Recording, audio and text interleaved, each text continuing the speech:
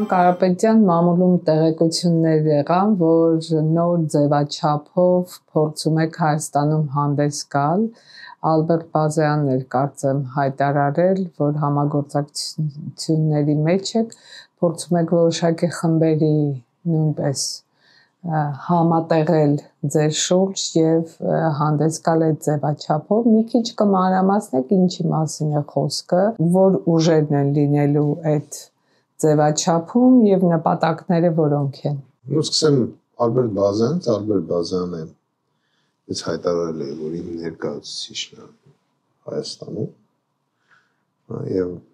Ալբերտ Բազյանի եւ իր թիմի հետ մենք իրոք համագործակցում ենք համայնքական ճակատշարժումը եւ այնտեղ մեր կուսակցությունը եւ մյուս կուսակցությունները, որոնք մտնում են այդ շարժման մեջ։ Մենք ստեղծելով խորհուրդ, որը ի նկատի ուներ Ալբերտ Բազյանը, այդ խորհուրդը մենք դիտում ենք որպես հարթակ։ Այդ հարթակում կարան գան ցանկացած կուսակցություն, ցանկացած ՀԿ-ներ, նույնիսկ կարան գան, ասենք, որոշ անհատներ, որոնք ունեն գիտական կոչում, որոնք, ասենք, բանավան պատմաբան են կամ քաղաքագետ են, եւ մտնեն այդ խորհրդի մեջ, այդ հարթակում քննարկենք։ Այդ խորհուրդը ինքը, ասենք, ես չի որ ես այդ խորհրդի նախագահն եմ կամ Ալբերտ Բազյանը, չէ, դա չկա նախագահ։ Եվ խորհրդի հիմնական նպատակը մի գաղափարի շուրջ վերաբերվող մեր հայրենիքի ապագայի համախմբելն է տարբեր ուժերի եւ տարբեր տաղանդավոր անհատների, այսպես ասեմ։ Հիմա մենք սա որպես տարբերակ առաջարկել ենք ու գալիս են, ասենք, երևի տեսել եք, բավականին մեծատիպ հավաքում են, ու մենք այնտեղ ասենք համատեղ գործողությունների մասին, որտեղ պետք է համատեղ լինենք, համատեղ ու տարբեր ոլորտներում, ասենք, մեդիա դաշտում, ուղղակի դաշտում, հա, զինվորական լեզվով ասեմ, կամ ինչ-որ մի քննարկում, որի, ասենք, մեջ մենք պիտի հասկանանք մեզ համար ինչ-որ որպես խորհուրդ լինի, ես բավականին էֆեկտիվ միջավայր աշխատում եմ, այսօր ժամը 6-ին Երևանի ժամանակով խորհրդի ակտիվը պետք է հավաքվի եւ այդ ակտիվի մեջ բավականին մոտավորապես մեր ծրագրով պետք է մտնեն 33 ակտիվիստներ, այսպես ասեմ, որոնց խնդիրը թեմաներ մշակելն է, գործողությունների ծրագրեր եւ այլն։ Այս պահին մենք հաստատել ենք 28-ին։ Անուններ կհրապարակեք, ովքեր են այդ մարդիկ, այդ ուժերը, որ հասկանալի լինի ինչ պոտենցիալի։ Կարծում եմ խորհուրդը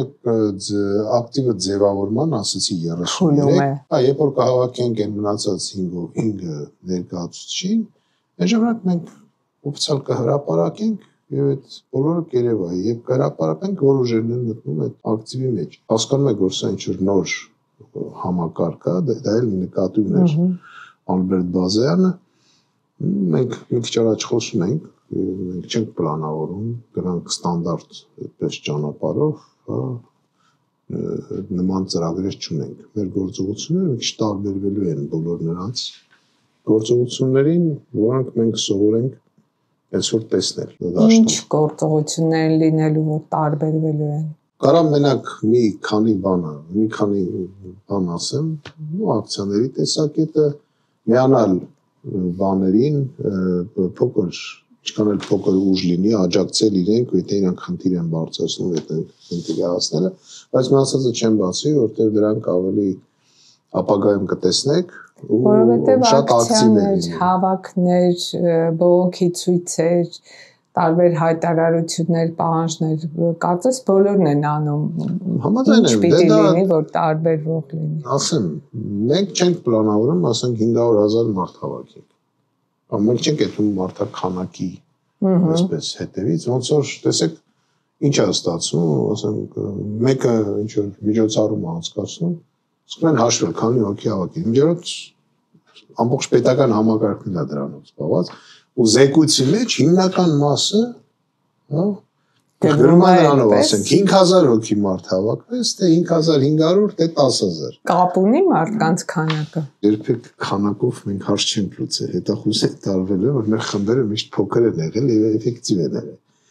Ես արդեն իսկույն հուշեցի, մենք մի քիչ ուրիշ ճանապարհով ենք եթում։ Մենք էֆեկտիվության վրա ենք հարցը դնում, որտեղ հարցը լուծելու համար,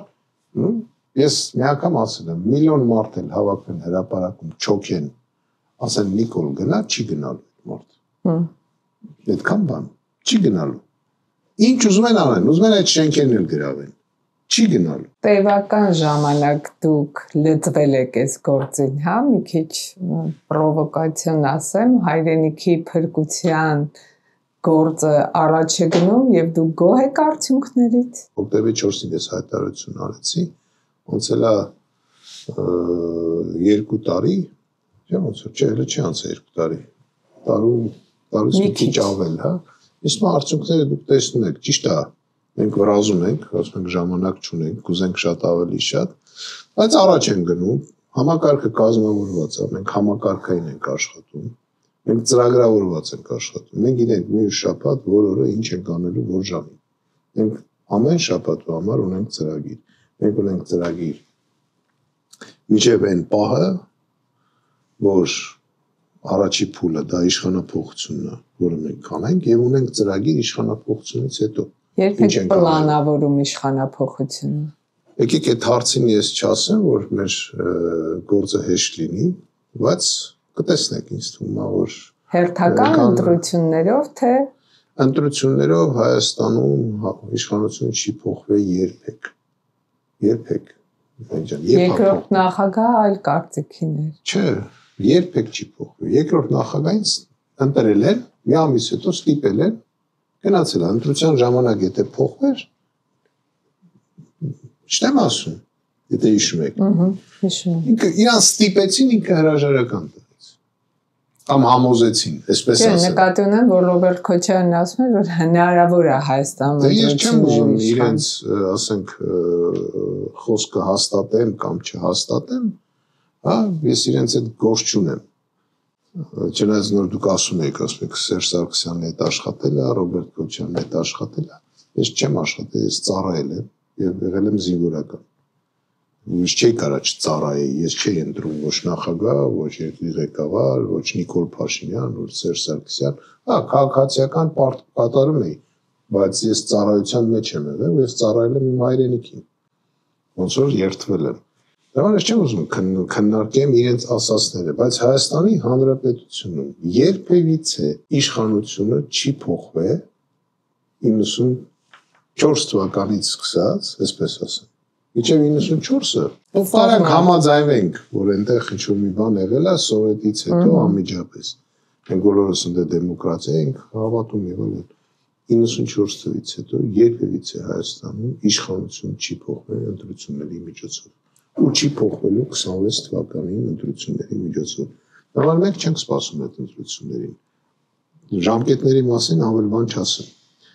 Բայց չի փոխվելու ոչ մի բան։ Ու Գյումրին ինքը փոքր sense այսպես ցույց տվեց։ Ինչ ցույց տվեց։ Գյումրինը ցույց տվեց նա, որ ոչ թե ընտրում են կուսակցություններ, գաղափարներ, չեն ընտրել ԿՊ-ին։ Ընտրել են անձի, հա, որ ասում ենք չենք պարտվել։ Չէ, իրանք ի սկզբանե են պարտվել, որտեղ այդ մարդը ԿՊ-ի հետ կապ չուներ։ Անձեր են ընտրել մարդիկ։ Ոչ ԿՊ-ին են ընտրել, ոչ չեմ ուզում վիրավորեմ մյուս կուսակցություններին, որտեղ նրանք բան են, ասենց ասում, իրանց ընդդիմադիր են համարում, հա, չթվարկեմ, դուք սա գիտեք, բայց ոչ մի կուսակցություն այնտեղ ոչ ընտրվել է, ոչ էլ ընտրություններին մասնակցել։ Ինչ արել են այդ անձերը։ ԿՊ-ն տարբերում էր միայն նրանով, որ այնտեղ ադմինիստրատիվ ռեսուրսներ մտցել է եւ մարդկանց վախեցնում էր։ Գյումրիի ընտրությունները, հա, խայտարակ ընտրություններ են։ Այդ մի բանն էր, որ Նիկոլ Փաշինյանը միշտ ասում էր, որ մենք կանում ենք իդեալական ընտրություններ կազմակերպել, հիշում եք։ Հա, քանից այդ դրա կներեք դրա հերն էլ անիցեց։ Խայտարակ ընտրություններ է եղել։ Ու նորից եմ կրկնում, ամենավտանգավոր է ազգային անվտանգության խնդիրը, որ ընտրել են անձի։ Եթե ընտրեին կուսակցության, ազգը ուրեմն ընտրում է գաղափար, ծրագիր, Ճիշտ է, անձնել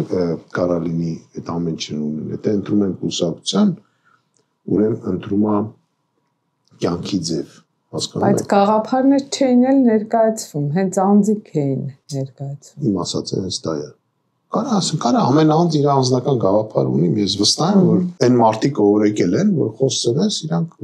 մեր ազգի արևոտ երթվեն։ Մի կարան ազգը սիրեն, բայց կարան իրոք հավատան դրան, կարան իրոք լինեն շատ հայրենասեր, հա, բայց կուսակցությունը տարբերվում է նրանով, որ դա կազմակերպություն է, դա համակարգ է, բոլոր դեպքերում պետք է ունենա գաղափար եւ ծրագիր։ Այդ ձեր ասում եք այդ ազգի փրկության եւ այլ, կարող է ասենք մեր ժողովրդի մի մասը այդ որ ասում են ազգի փրկություն ինչ որ sense բանով վերաբերվի, բայց մի ոնց ուզում են ուրիշ բառ չկա,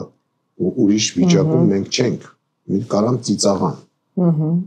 Ծիծաղան կհայտնվեն բանտերում հակառակորդի։ Դու ծիծաղան։ Մենք Գյումրիում ունեցանք շատ վատ ընտրական պատկեր։ Փարաքյալի իրավիճակը լիովին տարբերվում էր Գյումրիից։ Լիովին տարբերվում էր։ Ասեմ ինչի, որտեղ Փարաքյալում իշխանությունը վստահ էր, ըստ ներտեղեկությունների, որ 60% ձեն ինքը ոնց որ Նիկոլին զեկուցել էին, քնած ունենք։ Համար այդտեղ ոչ մեկ չէր գնացել, լուրջ չէին էլ զբաղվում։ Իշխանությունը։ Եվ այնտեղ մասնակցած այսպես կոչված ընդդիմությունը, հա, ցույց տվեցին, որ Գյումրիում իրավիճակը նույնն է եղել, ինչ որ 21 թվականին եղել է Հայաստանում, ես մի անգամ ինտերվյուների ժամանակ դա ասել եմ։ Նույն ընտրական իրավիճակն էր, բայց դա չի նշանակում, որ 26-ին է այդպես ելնելու։ Ինձ թվում է, եթե մենք հասանք 26-ի ընտրություններին, եթե մենք հասանք 26-ի ընտրություններին, լիովին ուրիշ իրավիճակ է լինի։ Լիովին ուրիշ։ Նախ ինչը պետք է խանգարի, որ չհասնենք 26-ի ընտրություններ։ Իմ կարծիքով միջև այդ Նիկոլ Փաշինյանը չի լինել։ Ինքը ֆիզիկապես չի լինելու, թե իշխանություն։ Ես ֆիզիկապես Տեր Աստված։ Ուրեմն հասկանամ ինչ գործոններ կան, որ պիտի օգնեն իշխանությունից նրա հեռանալուն։ Ինքը չի կարա մնա։ Ինքը չի մնալու։ Ովքեր ինչն է խանգարելու։ Եկեք այսպես մենք պայմանավորվեցինք, որ ես ամեն ինչ չեմ ասել, ես կարծիք եմ ասել։ Եկեք չհիմնավորեմ իմ կարծիքը։ Լավ։ Ցանկացած իմ կարգի մարդի կարծիքը հիմնավորվում է, երբ որ դա տեսնում ես։ Ես հիմա ոնց էլ հիմնավորեմ, դա խոսքեր է լինելու։ Եկեք սպասենք։ Բոլոր դեպքերում կներեք, ասեմ ձեզ, որ ես 2 տարվա մեջ ինչ ասել եմ, կարաք նայեք իմ ինտերվյուները։ Ինչ ասել եմ եղել է։ Ասել եմ, որ համաձայնվելու է։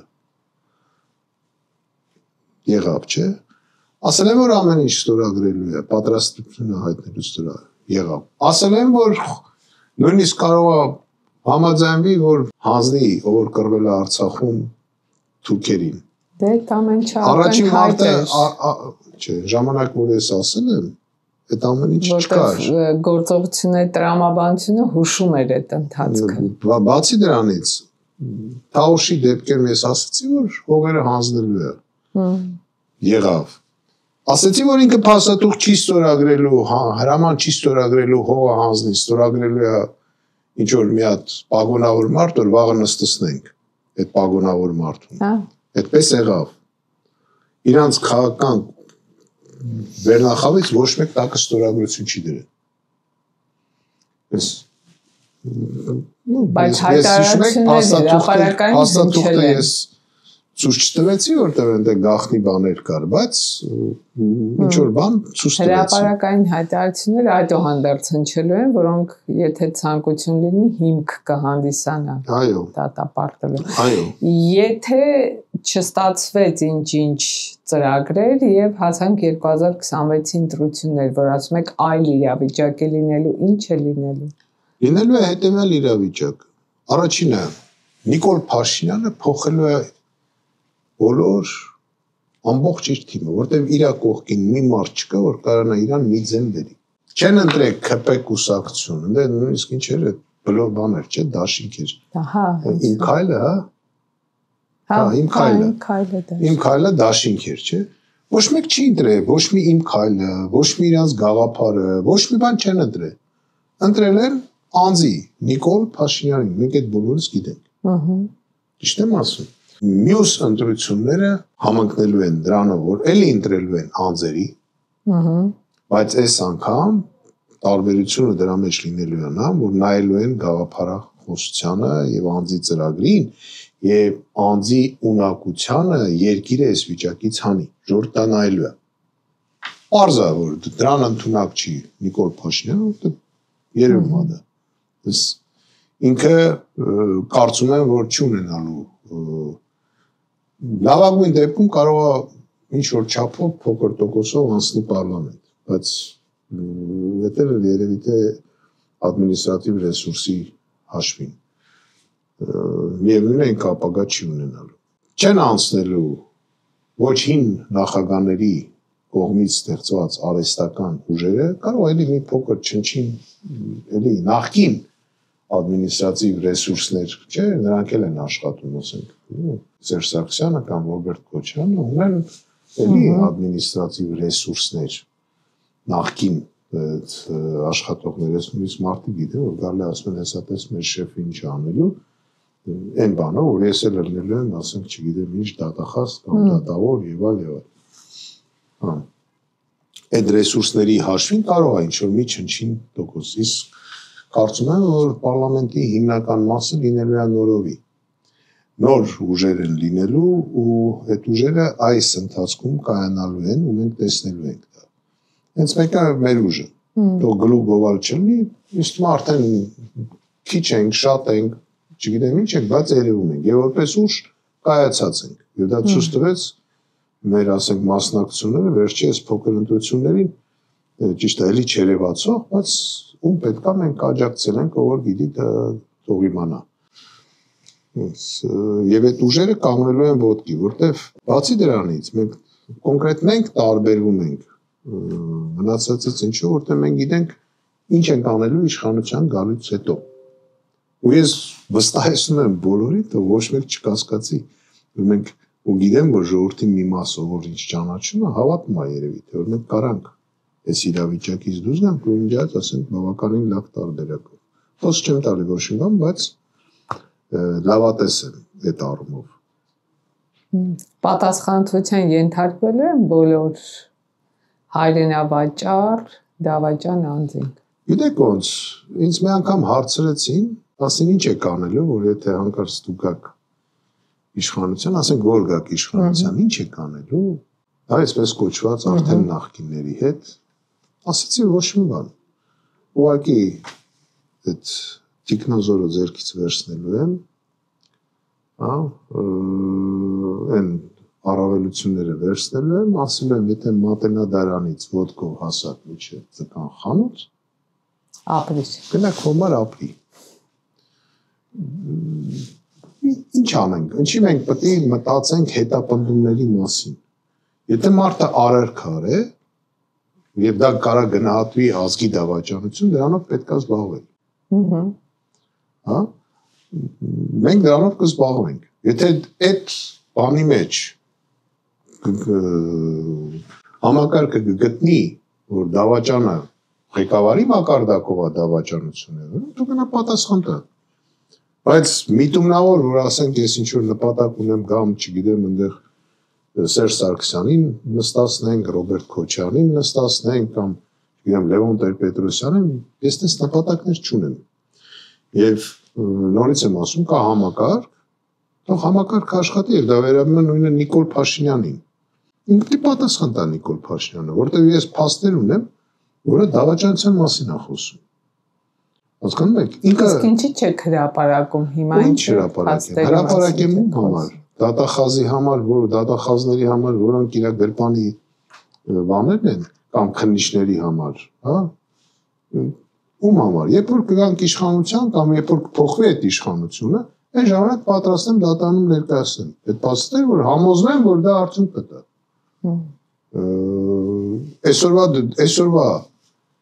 Այսօրվա ինչ կատարվում է դատարաններում, ես զարմացած եմ,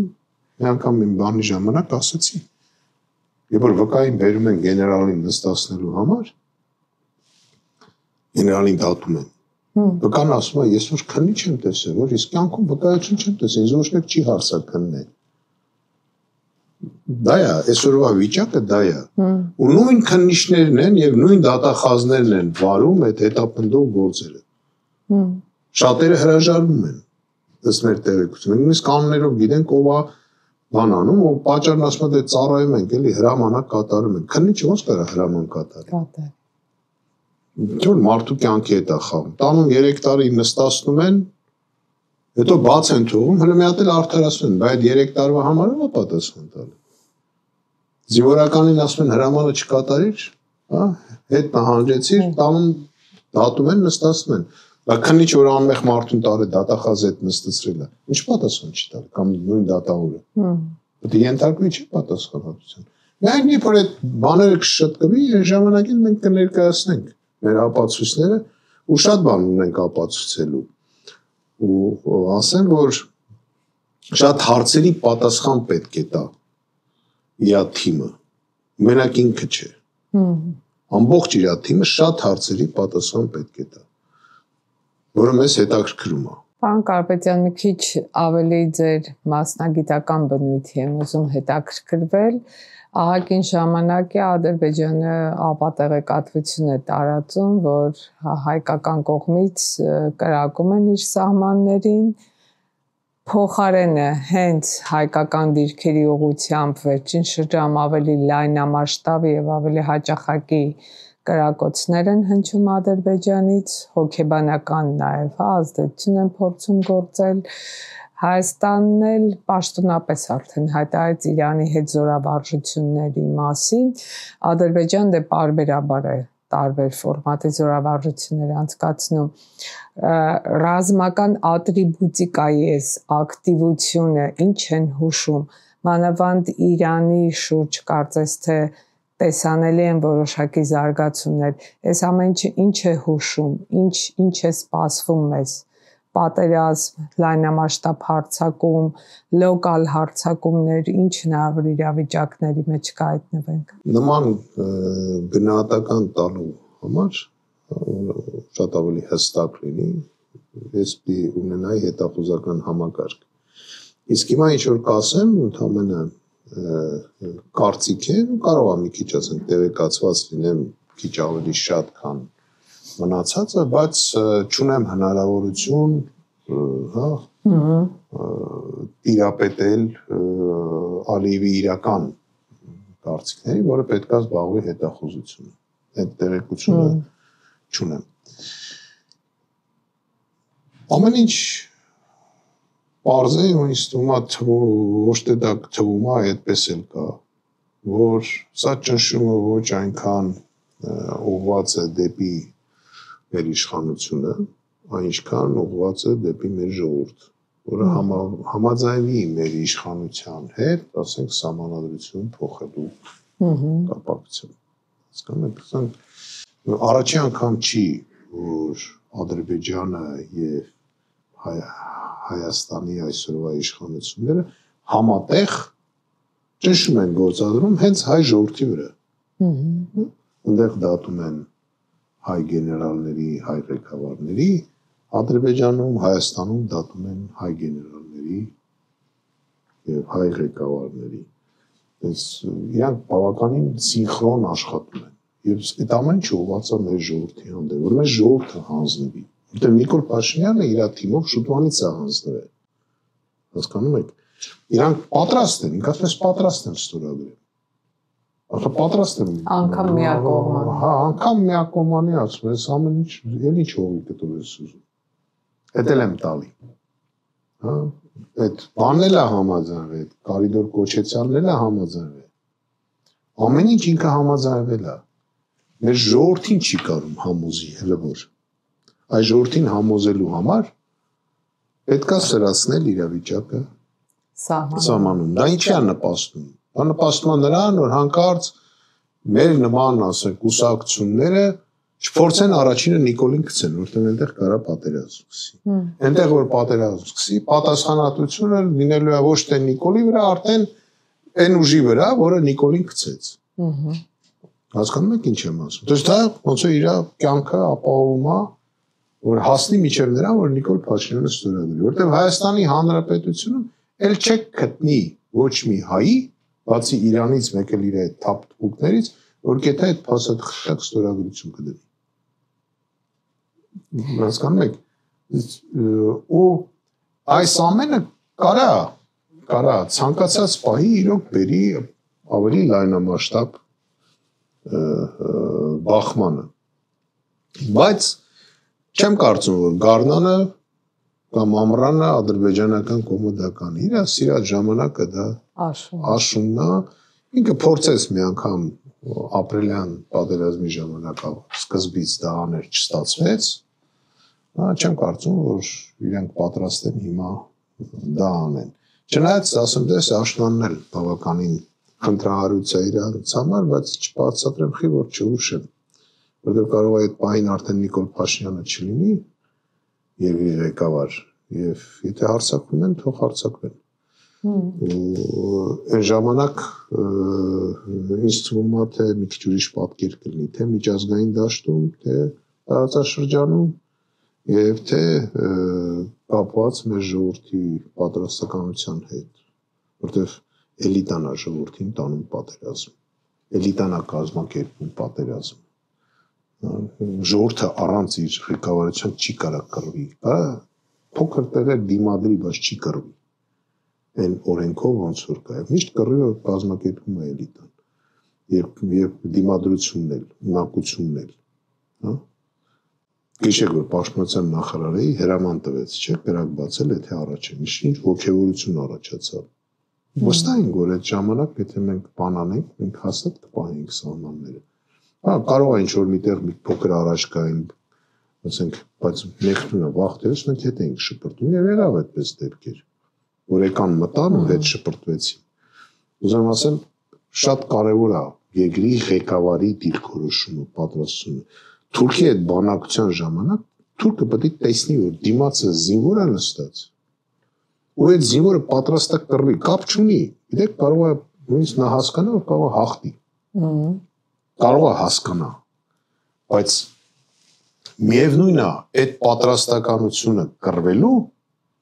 դա սթափեցնող է հակառակորդի համար,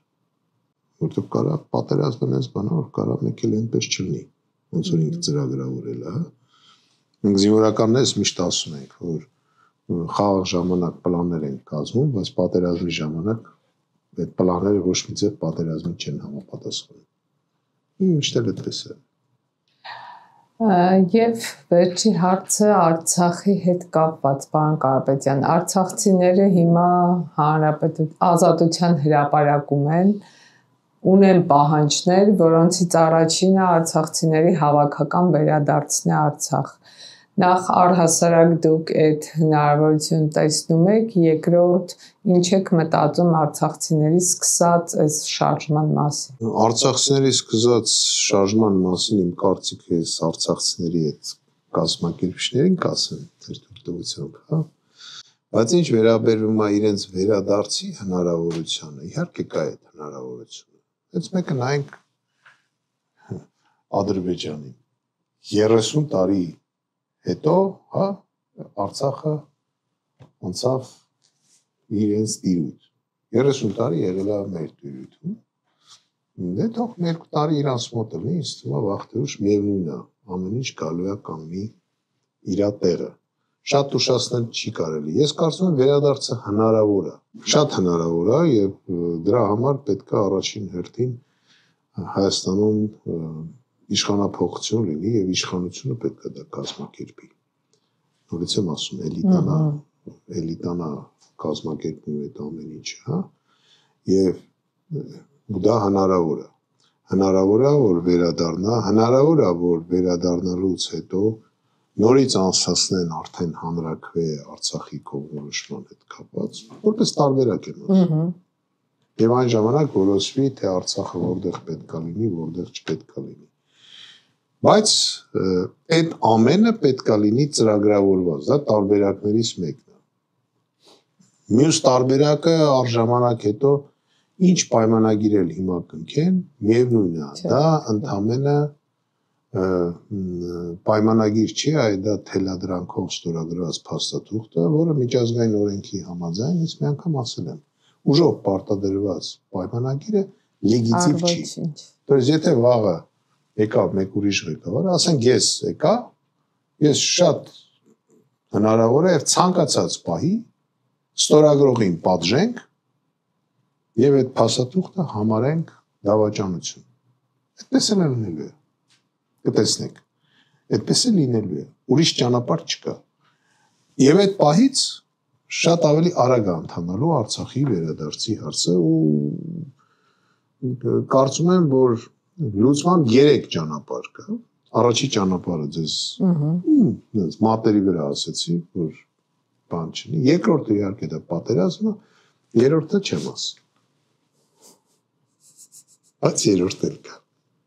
Այդ այն ճանապարհն է, որը դուք եք պատրաստում իրականացնել իբրև Հայաստանի վարչապետ։ Այո։ Երրորդը չեմ ասի։ Սպասենք տեսնենք։ Սպասենք, այսինքն մեր ժողովրդից է կախված։ Ով կլինի ապագա ղեկավար։ Իսկ մեր Հայաստանի ապագա ղեկավարը պետք է լինի, մի անգամ ասել եմ, պատրաստ 3 բանի։ Առաջինը ինքը իրան գլխից խփի, երկրորդը, որ իրան կոչնչացնեն, ժողովուրդ կգզի, կամ ուրիշ ձև կոչնչացնեն, եւ երրորդը, որ իր հուշարձանը կլինի նախքին Լենի Պապի հուշարձանի տեղը։